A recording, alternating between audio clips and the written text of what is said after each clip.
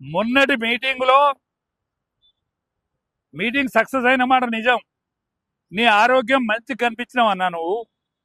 కానీ నువ్వు మంచిగా కనిపించినంత మాత్రాన నీ మనసు కడిగేసినట్టు ఉండాలంటే ఏమేమి పొరపాట్లు జరిగినాయి ఉద్యమంలో, ఎవరు కష్టపడరు, ఎవరు ఎందుకు దూరం చేసుకున్నావు, వీళ్ళందరికి క్షమాపణ చెప్పు. ఫస్ట్ వీళ్ళందరికీ తల వంచి నమస్కరించు, పొరపాటును దిద్దుకుంటా అని చెప్పు. అప్పుడు నీకు ఏమన్నా ప్రాణం వస్తుంది. నీ సొంతం ప్రాణం రాదు సుమా, ఇప్పటికీ నీ సొంతం స్వతహాగా రాదు. కాంగ్రెస్ పార్టీకి అవకాశం ఇయ్యద్దనుకుంటే ఇప్పుడున్న బీజేపీ పార్టీ, యావత్ భారతావనిలో ఒక వెలుగుతున్న బీజేపీ పార్టీ తోటి జతగలిసి మాత్రం పోరాడితేనే, ఎందుకంటే వాళ్ళకు క్యాడర్ ఉన్నారు, ఓటర్ వాళ్ళకు ఉన్నారు, లీడర్ సెకండ్ లీడర్ మీకు ఉన్నారు. కాబట్టి మీరందరూ మీ యొక్క ముఖం కనిపించాలి. మళ్ళీ కాంగ్రెస్ ఇక్కడ ఉండకుండా లేచిపోవాలనుకుంటే మీరందరూ ఒక తాటి మీదకి వచ్చే ప్రయత్నం చేయండి. ఎత్తులు కొట్టకండి, ఎవ్వనికి వాడు ఎత్తులు కొట్టకండి. మేమే గెలుస్తామని రామచంద్రరావు అంటాడు. సర్పంచ్ ఎన్నికలలో నీ ముఖం ఎక్కడ పోయింది? మున్సిపాలిటీలలో నీది ఎక్కడ పోయింది? రేపు కార్పొరేషన్ ఎన్నికలలో మేము గెలిచి తీరుతూనే ఉంటాను. పశ్చిమ బెంగాల్ ఎక్కడైతే రాష్ట్రం వచ్చి తీరుతుందో యావత్ తెలంగాణలో కూడా నీకు గెలిచి తీరుతానంటావు. ఏం ముఖం పెట్టుకొని వెళ్తుంది? ఎక్కడ పోరాడినవు?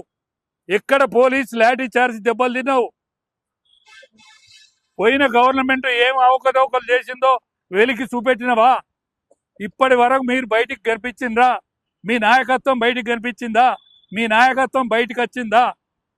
ఇవాళ మీరు 16 మంది ఉన్నారే శాసనసభ ప్లస్ ఎంపీలు కలిస్తే 16 మంది ఉన్నారు. ఎమ్మెల్సీలో ఒక 2-3 ఉన్నారు. మీరందరు కలిసి మనిషికి ఒక జిల్లా తీసుకొని ఎప్పుడన్నా బయలుదేరిందా? మీకు ఎట్లా మీ ఎంబడొస్తుంది? ప్రజలు మీకోసం ఎదురు చూసే మాట నిజం.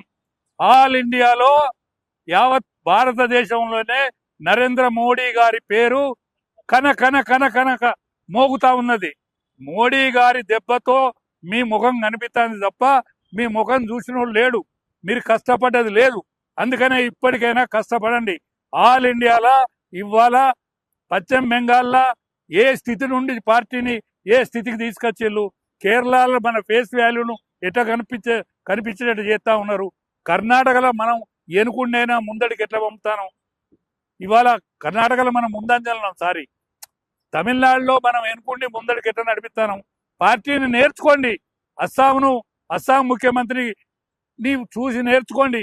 అస్సాం ముఖ్యమంత్రి మన పార్టీ కాదే, మొదటి నుంచి బీజేపీ పార్టీ కాదే, ఆయన కాంగ్రెస్ పార్టీలో ఆర్థిక శాఖ మంత్రి ఉండే. ఇవాళ ఆర్థిక శాఖ మంత్రిగా ఉన్నటువంటి వ్యక్తిని మన పార్టీలో నెగరనిస్తానమా? మనం రానిస్తానమా? ముందడికి కనిపించనిస్తానమా?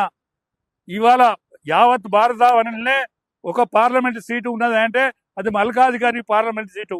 ఆ మల్కాజ్గిరి పార్లమెంట్ సీట్లో గెలిచినటువంటి వ్యక్తిని మీరు ఎందుకు కనిపించనిస్తలేరు? ప్రజలలో పలుకుబడిన వ్యక్తిని మీరు ఎందుకు బయటికి రానిస్తలేరు? మీకు ఎందుకు అనగదొక్కుతాను? ఇది మీరు కేంద్రం దృష్టి పెట్టాలా దీని మీద? కేంద్ర పార్టీ అమిత్ షా గారు, మీరు మిగతా ఎన్నికలన్నీ అయిపోయినాయి, ఇప్పుడు తెలంగాణను ముందటేసుకోండి. ఈ తెలంగాణలో ఉన్న లోటుపాట్లను, నా ఓటర్లను పార్టీలో షోకాజ్ నోటీస్ లేకుండా బయటికి పంపినరు. ఎందుకు పంపుతాను? ఇటువంటి వాళ్ళను, సీనియర్లను ఎందుకు దగ్గర తీసుకుంటలేరు? జూనియర్లను ఎందుకు కలుపుకోపోతలేరు? పార్టీకి ఆదరణ ఉన్నదే, ఆదరణ ఉన్నంతగా మన లీడర్షిప్ ఎందుకు ముందడిపోతలేదు? ఇది పరిశీలించాలి అమిత్ షా గారు కానీ, నరేంద్ర మోడీ గారు కానీ. నేను ఏ వేదిక లేక ఇవాళ సోషల్ మీడియా పుణ్యంగా నేను భావించి నేను మీ అందరితో రిక్వెస్ట్ చేసి యావత్ తెలంగాణ ప్రజానీకాన్ని నేను వేడుకునేది ఏంటంటే, రాబోయే రోజులు కాంగ్రెస్ పార్టీ కండెగూకినట్టు ఊపుతా ఉన్నది యావత్ భారతావనిలో. ఇక్కడైనా ఒక వెలుగులిగే రోజు వస్తూ ఉన్నది. ఈ వెలుక్కు మనం తగినట్టుగా మెదలాలని ఈ సందర్భంగా మీ ద్వారా నేను విజ్ఞప్తి చేస్తాను.